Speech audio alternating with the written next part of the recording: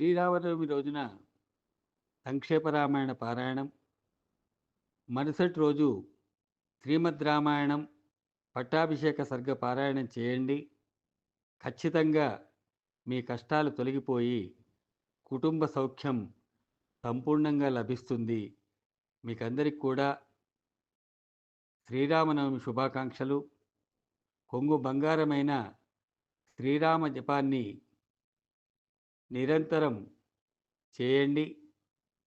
సీతారాముల కళ్యాణం చూసి తరించిన వారి జన్మ సార్థకం అవుతుందట. శ్రీ సీతారాముల యొక్క అనుగ్రహంతో మీకు సర్వదోషములు తొలగి సర్వశుభాలు కలుగుతాయని కోరుకుంటూ, విశ్వావసునామ సంవత్సరంలో మీకందరికి కూడా శుభాలు కలగాలని చెప్పి కోరుకుంటూ, ఆ శ్రీరామచంద్రుని యొక్క అనుగ్రహం నిరంతరం మంగళాశాసనంగా మీకు అందించాలని చెప్పి కోరుకుంటూ, మీ ధన్యాల వేణుగోపాలాచార్యులు, రసభారతి, వరంగల్.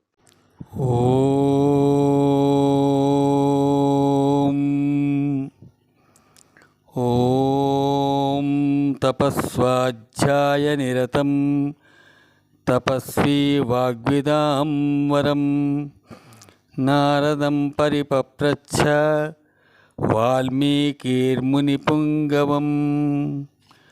ఆపదామపహర్తారం ధాతారం సర్వసంపదాం లోకాభిరామం శ్రీరామం భూయో భూయో నమామ్యహం.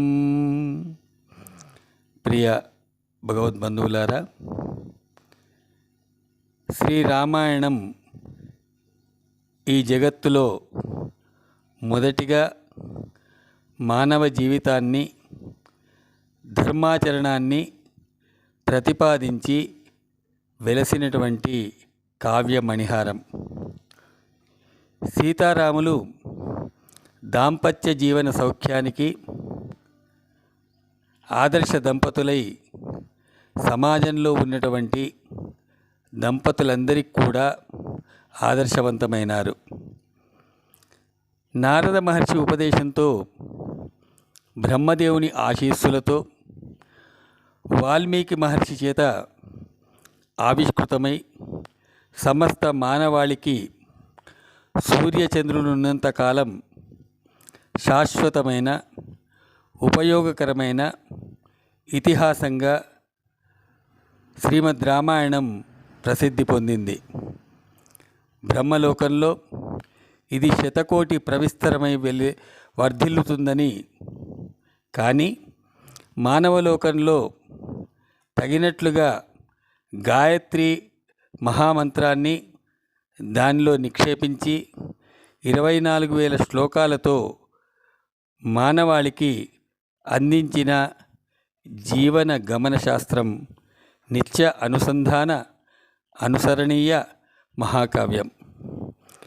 నారద మహర్షి ఉపదేశించిన రామాయణ సారాన్ని సుమారు 100 శ్లోకాల్లో బాలకాండలో మొదటి సర్గల్లో పొందుపరిచి, శ్రీమద్ రామాయణ గ్రంథాన్ని పూర్తిగా పారాయణం చేయలేని వారికి సంక్షేప రామాయణం పేరుతో ఆ శ్లోకాలను పారాయణం చేస్తే రామాయణ గ్రంథాన్ని పూర్తిగా పారాయణం చేసిన ఫలితం లభిస్తుందని పెద్దలు చెప్తారు. రామో విగ్రహాన్ ధర్మ అన్నట్లు ధర్మానికి ప్రతీక శ్రీరామచంద్రుడైతే, ఆయనను ఆదర్శంగా తీసుకొని ధర్మాచరణ పాటించిన ప్రతి వారు ధర్మపరులే అవుతారు.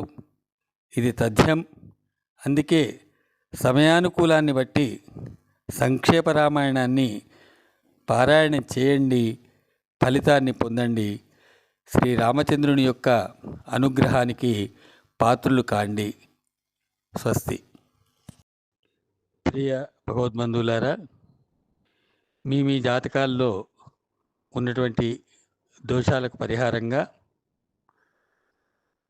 రామాయణంలో ఉండేటువంటి వివిధ ఘట్టాలను తీసుకొని ఆయా సర్గల్ని ఆయా కోరికలకు అనుగుణంగా మీకు మనవి చేస్తాను. సంతాన ప్రాప్తి కొరకు బాలకాండలోని 15, 16 సర్గలు పారాయణం చేయాలి. పుత్రకామేష్టి యాగానికి సంబంధించినటువంటి ఘట్టం అది.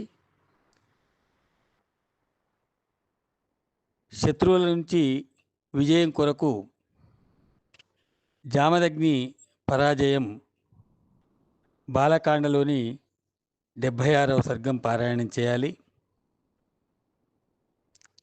వివాహం కానివారు, జాతకంలో కుజదోషం ఉన్నటువంటి వారు త్వరగా వివాహం జరగడానికి అనుకూలంగా సీతారాముల యొక్క వివాహ ఘట్టం బాలకాండంలోని 73వ సర్గాన్ని పారాయణం చేయాలి. ఇక గ్రహబాధ నివృత్తి కొరకు ఆదిత్య హృదయ పారాయణం అంటే యుద్ధకాండలోని 107వ సర్గాన్ని పారాయణం చేస్తే గ్రహాలన్నింటికి కూడా పెద్దవాడైనటువంటి ఆదిత్యుడు ఆయన యొక్క అనుగ్రహం కనుక కలిగినట్లయితే గ్రహబాధ నివృత్తి కలుగుతుందని చెప్పి మనకు శాస్త్రం చెప్తూ ఉన్నది. కాబట్టి ఆదిత్య హృదయ పారాయణ చేసి మీ యొక్క గ్రహబాధ నివృత్తి చేసుకోగలని చెప్పి కోరుతున్నాను.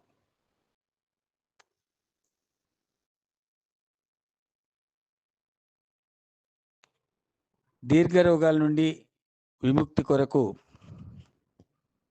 యుద్ధకాండలోని 102వ సర్గం లక్ష్మణ సంజీవనం అనేటువంటి ఘట్టాన్ని పారాయణం చేస్తే ఎటువంటి రోగాల నుంచైనా కూడా విముక్తి లభిస్తుంది. మీకు ఆత్మీయులైనటువంటి వారికి కూడా ఈ యొక్క పారాయణం చేసి తీర్థం కనుక పెట్టినట్టయితే తప్పనిసరిగా వారికి దీర్ఘరోగాల నుండి విముక్తి లభిస్తుంది. కోర్టు, జైలు మొదలైనటువంటి బంధాల నుండి విముక్తి కొరకు బ్రహ్మాస్త్ర బంధ విముక్తి ఘట్టాన్ని యుద్ధకాండంలోని 74వ సర్గం పారాయణం చేయాలి. దానివల్ల మీకు తొందరగా సమస్యలన్నీ కూడా పరిష్కారం అవుతాయి. ఉద్యోగ ప్రాప్తి, అధికారుల నుండి అనుకూలత మొదలైనటువంటి వాటి కొరకు యుద్ధకాండలోని 131వ సర్గం పట్టాభిషేక సర్గాన్ని పారాయణం చేస్తే అన్ని విధాలైనటువంటి అనుకూలతలు లభిస్తాయి. ప్రియ భగవద్బంధువులారా, మీరంతా కూడా తప్పనిసరిగా ఈ యొక్క పరిహారాల్ని పాటించి శ్రీరామచంద్రుని యొక్క అనుగ్రహానికి పాత్రలు కాగలని చెప్పి కోరుతూ ఉన్నాం. భార్యాభర్తలు విడిపోయిన వారు, దాంపత్య జీవితానికి దూరంగా ఉన్నటువంటి వారు 11 రోజులు దీక్ష వహించి శ్రీమద్ రామాయణంలోని సుందరకాండ సప్తసర్గ పారాయణం చేసినట్లయితే ఆ తర్వాత పట్టాభిషేక ఘట్టాన్ని పారాయణం చేస్తే తప్పనిసరిగా ఫలితం లభిస్తుంది. దాంపత్య సుఖజీవనం పొందుతారు.